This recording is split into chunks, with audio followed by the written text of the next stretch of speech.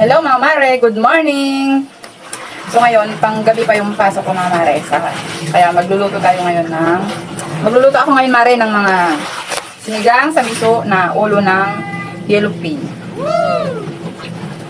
Binili ko ito kagabi sa Sandigan. Mahal. Talong ako sa ref, so idadagdag na natin sa ingredients para hindi naman masayang.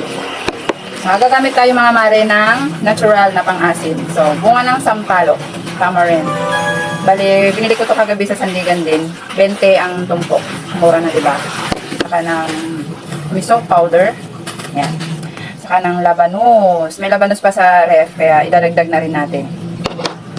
At saka yung dahon natin mga mare is mustasa. Dahon ng mustasa. So, nakapaggayat na tayo ng mga ingredients, mga mare. So, ito, luya, sibuyas, bawang, kamatis, at ng tanglad. At saka ng green chili. Bali, 2 piraso na lang yung green chili ko sa red, mga mare. So, okay na rin yan. Pangtanggal din ng, ng lansa. So, ayan mga mare. Simula na tayong magluto.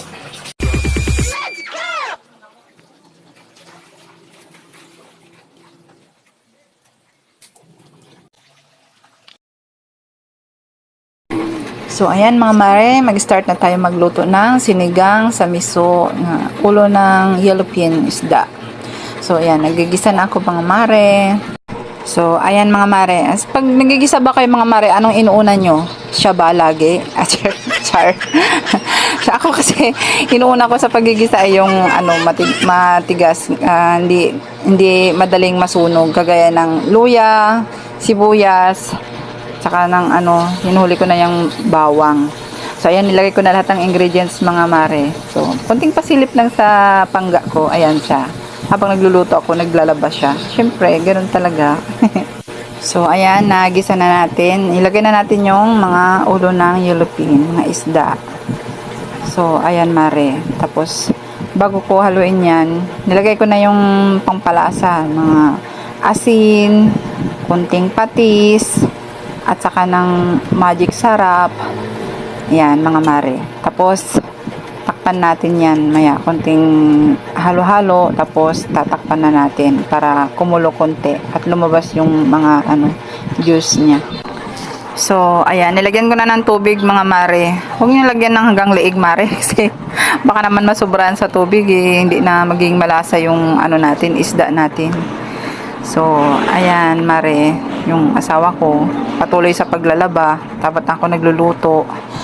Yung pala, mare, yung sampalok, inano ko na muna, pinakulo ko muna. Tapos, dinurog-durog ko para yung juice niya makuha natin mamaya. Kasi mamaya sasalain natin yan. Bali, yung juice lang niya yung ilalagay ko dyan pampaasim. Kasi pangit naman, mare, pati yung balat ng sampalok ilalagay. So, mas maganda kasi yung ganyan, yung juice lang yung ilalagay natin. So, ayan na mga mare, nilagay ko na yung yung miso powder. Yan. Ewan ko bakit kulay dilaw yan. May miso powder na hindi masyadong makulay eh. Pero yan kasi yung available kagabi, kaya yan yung binili ko. Nilagay ko na rin yung labanos mga mare. So, ayan na yung sampalok natin mare. Bali, yan na dinurog-durog ko na nga. Napakasakit naman ang pagdurog. Char. So, ayan.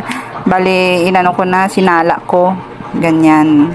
Tapos, kukunin lang natin yung juice, mare. Yun ang ilalagay natin. Pang finale ingredients yan. After nang maluto yung mga gulay natin, saka natin ilalagay mamaya niyan.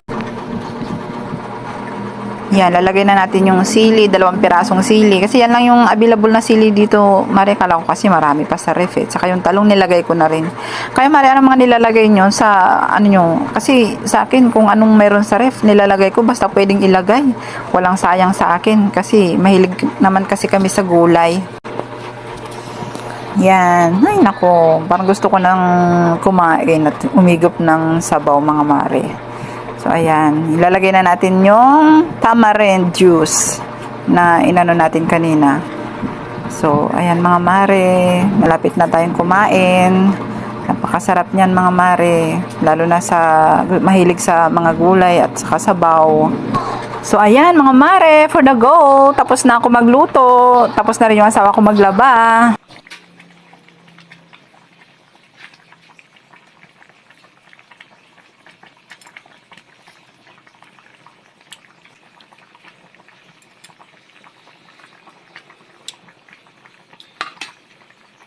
Sarap na siya, Mare. Kakain na tayo.